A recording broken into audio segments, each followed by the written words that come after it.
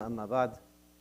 Dear brothers, my Khatrah today will be a little bit mix of history and Quran.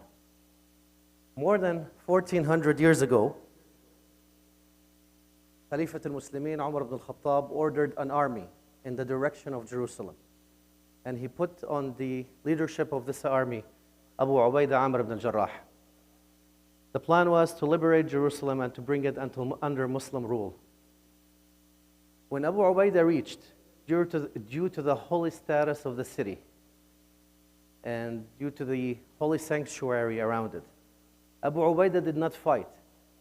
He just stayed outside the city and called for a siege. Nothing can come out and nothing can go in. I'm condensing the story, just to go very quickly. The siege lasted for 4 months. After 4 months, the bishops of the Romans came to Abu Ubaidah and offered to surrender the city under the condition that the Khalifa of Muslims needs to come to receive the keys. Abu Ubaidah argued that he can receive the keys from them and they would receive the same hospitality if they're looking for one, as if they would receive it from the Amir al-Mu'mineen, the Khalifa of Muslims. They said that we heard your leader is a just and a fair leader. And it's written in our prophecy, in our holy books, that whoever is going to receive those keys from us will be a fair leader. And that's why we want him to come down, because we heard about him. After consultation, so Abu Ubaidah sent to Umar and told him the story.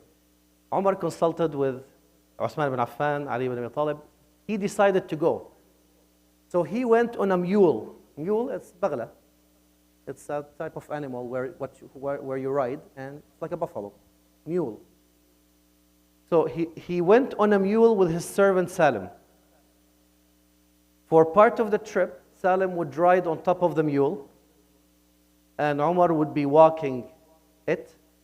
And for the other part, Umar would be on top of the mule, and Salim would be walking him. So they're alternating, to be fair. See, this is how fair Umar was, radiyallahu anhu. When the time Umar was on the mule, Umar would recite the Quran for Salim, and Salim would do otherwise until they reached.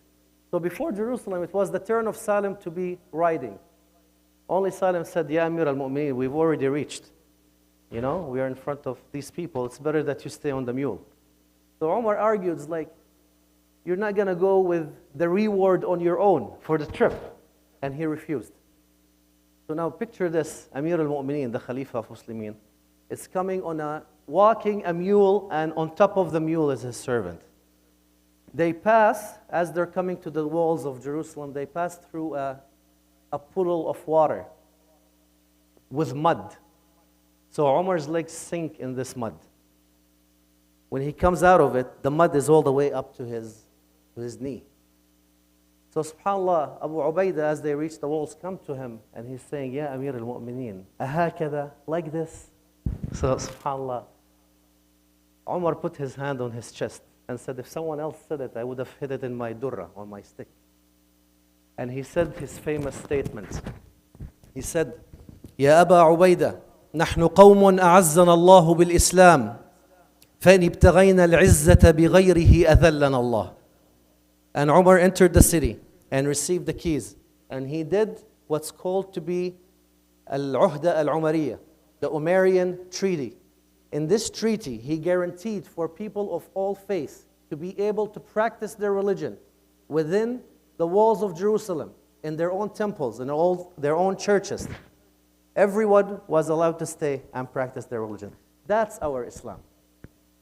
We never attacked anyone. We never killed anyone. We never denied anyone their right to worship. The Umarian treaty, subhanAllah, until today, if anyone goes to Jerusalem, it's actually stuck on the walls of the Holy Sepulchre, Kanisat al-Qiyamah. You can actually see it. If you Google it, you'll be able to see it as well. It's written on stone, and it's stuck on the walls. The reason I mention this, for all of you, Palestine and Jerusalem is not for Palestinians. And it's not for Arabs. It's actually for all Muslims. Because according to the treaty that Umar did with the Romans, They never divided the land. See, when Muslims conquered land, according to our Quran, وَاعْلَمُوا أَنَّمَا غَنِمْتُم مِّن شَيْءٍ فَأَنَّ لِلَّهِ خُمُسَهُ, and the rest gets divided. The companions of Prophet Muhammad decided not to divide anything and to make Jerusalem a waqf, a stand until this day for all of Muslims. A stand for all of Muslims. Jerusalem is a creed. One cannot say it's a nationalistic ideology. Cannot say it is not my problem. It is a creed. It is a creed because it's Masra Rasulullah sallallahu alayhi wa sallam. Prophet Muhammad from Al-Aqsa, he ascended to the heavens where he reached to the seventh sky, ended up in Sidrat al-Muntaha. And there, Allah subhanahu wa ta'ala described it and said, مَا زَاغَ الْبَصَرُ وَمَا طَغَى لَقَدْ رَأَى مِنْ آيَاتِ رَبِّهِ الْكُبْرى. Jibreel alayhi salam told Prophet Muhammad, Ya Muhammad, إن اجتزت أنا احترقت وإن اجتزت أنت عبرت. This is on Sidrat al-Muntaha. So, Jerusalem being Masra Rasulullah sallallahu alayhi wa sallam, being the place where Prophet Muhammad sallallahu alayhi wa sallam first prayed in the first ordered prayer from Allah subhanahu wa ta'ala. In Al-Aqsa, Prophet Muhammad prayed leading all the other prophets behind him. This is in real life. And then he came back.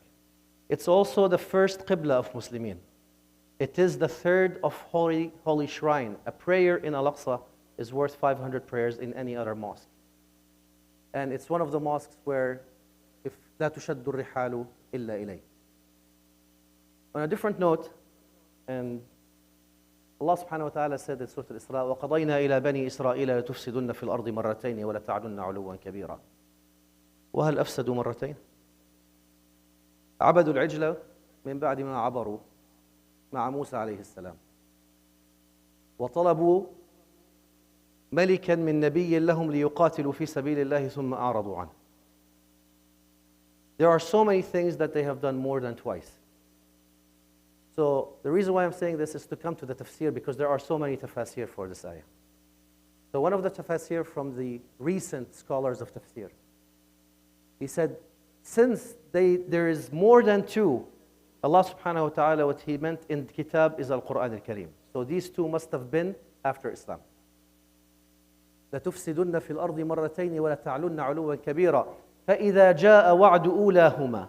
The first ifsad, which has happened during the empire. They used to terrorize everyone. بَعَثْنَا عَلَيْكُمْ عِبَادًا لَنَا أُولِي بَأْسٍ شَدِيد. So, ibad here, see, ibad in Quran is used for worshippers, for believers. Ibadur Rahman. When Allah subhanahu wa ta'ala use ibad, ibadi is lil madih. It cannot be for someone who's disbeliever. Some might say yes, but Sayyidina Isa alayhi salam, from what Allah narrated to us in the Quran, said, or is going to say in al-Akhirah, إِن تُعَذِّبْهُمْ فَإِنَّهُمْ عِبَادُكَ. And Allah subhanahu wa ta'ala said in a conversation He will have with the disbelievers, in Surah Al-Furqan, أَأَنْتُمْ أَضْلَلْتُمْ عِبَادِي هَؤُلَاءِ أَمْ هُمْ ضَلُّوا السَّبِيلِ. That's correct. In Al-Akhirah we have no choice. In Al-Akhirah we are all ibad fillah. In life we have a choice. You can choose to be ibad lillah, believer. If not, you are classified under abid. Anyhow, بَعَثْنَا عَلَيْكُمْ عِبَادًا لَنَا أُولِي بَأْسٍ شَدِيدٍ فَجَاسُوا خِلَالَ الدِّيَارِ. They entered without a war. وَكَانَ وَعْدًا مَفْعُولًا. The scholar says it's done and happened. This was at the time of Umar. ثم رددنا لكم الكرة عليهم وأمددناكم بأموال وبنين وجعلناكم أكثر نفيرا. And that's what's happening right now. They have the wealth, they have the power, they have the nafir. Nafir means, open the TV and you'll know what it means. All the media is with them. The media is with the oppressor, leaving the occupied, who doesn't have proportional force, being the terrorist. And the occupier is the innocent. فإذا جاء وعد إن أحسنتم أحسنتم لأنفسكم وإن أسأتم فلها. هذه سنة الله في خلقه. الله يجازي الإحسان بالإحسان حتى للكافر. Allah reward the disbeliever in dunya for his ihsan before al-akhirah. So that's هذه سنة الله. ثم قال ربنا فإذا جاء وعد الآخرة. This is the second rise. ليسوءوا وجوهكم And this is what we're waiting for, inshallah. Is Muslims are going to bring shame to their faces. وَلِيَدْخُلُوا الْمَسْجِدَ, and they will enter the mosque. كَمَا دَخَلُوهُ أَوَّلَ مَرَّةٍ وَلِيُتَبِّرُوا مَا عَلَوْا تَتْبِيرًا. See, Allah subhanahu wa ta'ala has said in this verse, وَلِيُتَبِّرُوا مَا عَلَوْا. Yutabbiru, they're going to erase all the changes that was done, all the demographics changes, all everything, كل الدنس اللي ألحقوه بالمسجد الأقصى. وَلِيُتَبِّرُوا مَا عَلَوْا. ليتبروا ما علوا لأن هنا بني إسرائيل في حكم الغائب. They're gone. ما قال ربنا وليتبروا ما علوتم. مبني للمجهول، أصبح في الزمان. في آخر سورة الإسراء قال ربنا وبالحق أنزلناه وبالحق نزل. It is with truth we have revealed this, and it is with truth it is revealed. اللهم انصر عبادك الموحدين في غزة يا رب العالمين. Before that, brothers, teach your children and teach and believe in it. Jerusalem is not for the Palestinians, and it's not for the Arabs. It is for everyone who believes that there is no God but Allah, and Prophet Muhammad is his final messenger. Jerusalem is a creed, and it is for all Muslims. اللهم انصر عبادك الموحدين في فلسطين يا رب العالمين. اللهم انصرهم على اليهود المغتصبين. اللهم من أرادهم بسوء فرد كيده في نحره واجعل تدبيره تدميرا عليه يا ذا الجلال والإكرام. اللهم وأبرم لأمة محمد أمر رشد يعز فيه أهل طاعتك ويذل فيه أهل معصيتك ويؤمر فيه بالمعروف وينهى فيه عن المنكر. أقول قولي هذا وأفوض أمري إلى الله إن الله بصير بالعباد. الذين قال لهم الناس إن الناس قد جمعوا لكم فاخشوهم فزادهم إيمانا وقالوا حسبنا الله ونعم الوكيل. حسبنا الله ونعم الوكيل. اللهم صل وسلم وبارك على